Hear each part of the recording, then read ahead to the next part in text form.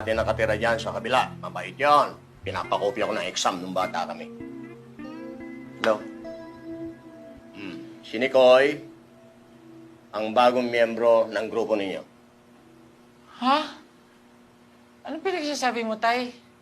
Mukhang kailangan nyo na talaga ng bagong miyembro. Ilang taon na kayong hold-upper. Pero kahit kailan, hindi kayo umangat. Kahit pambili ng isa, wala kayo eh.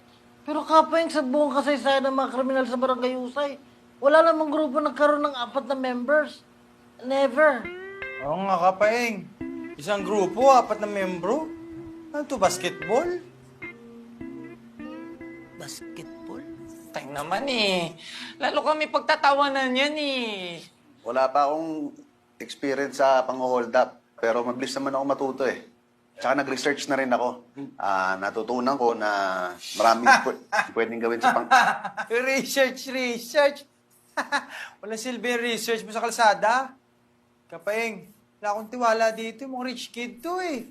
Umalik ka na sa library, doon ka mag-aaral ng research mo. Maganda nga yung may isang miyembro man sa inyo na may utak.